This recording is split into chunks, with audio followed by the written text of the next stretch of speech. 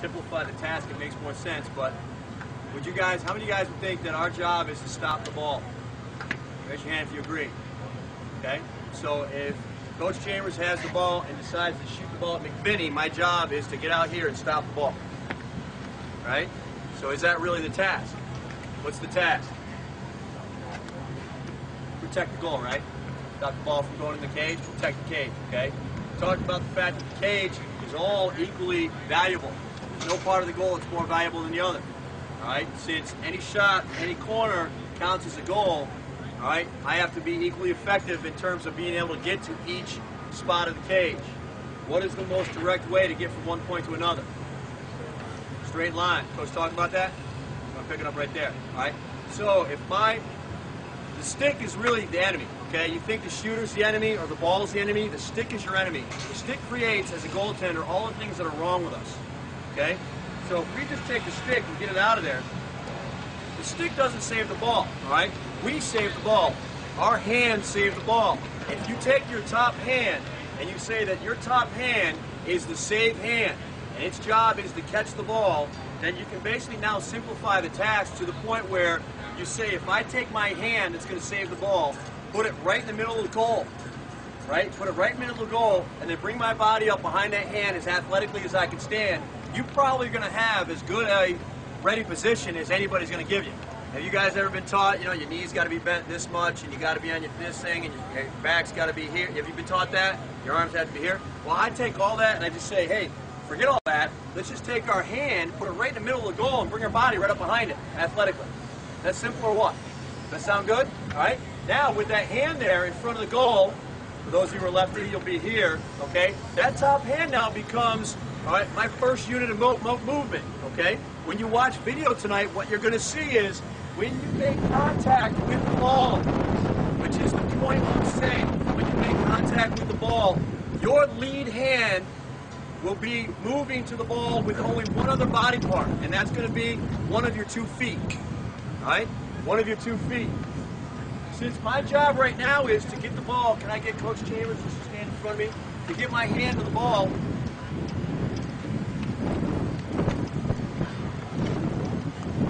As I stand, right now, we talk about, you think about your off-stick side, your stick side. How many have been taught how to save shots to different quadrants? Like you just warmed up, right? We just shot 1, 2, 3, 4, 5, 6. Have you guys learned how to move and save all 6 of those shots? Okay? We believe that there's only one shot. There's the one coming at you. Okay?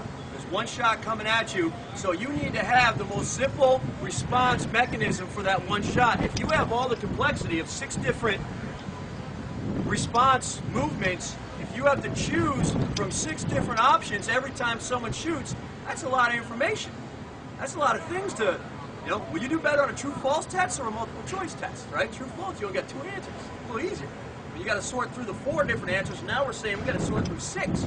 It takes time.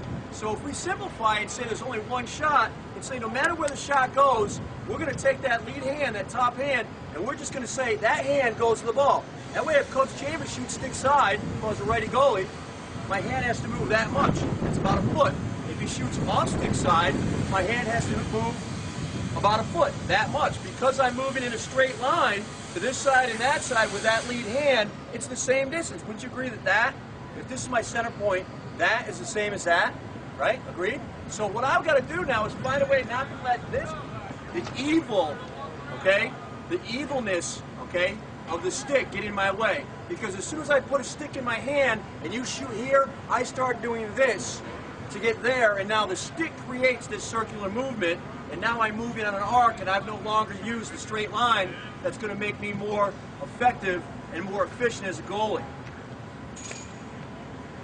Okay? The task is to protect the goal, to stop the ball. What is the ideal part of our body to get to the ball?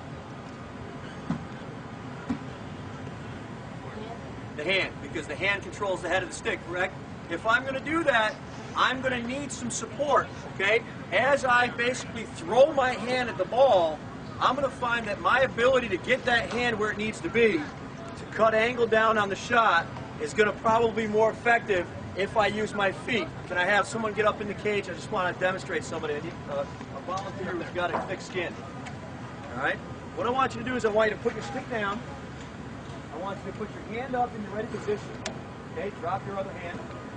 Stay like that. Now what I'm going to do is I'm going to hit you in the head.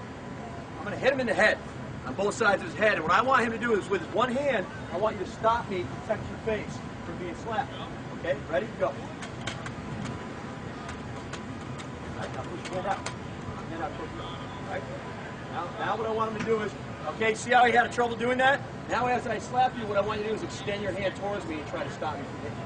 Ready? Go. Go. Go. Right. See that? Right, now put it back in front of your face. Right.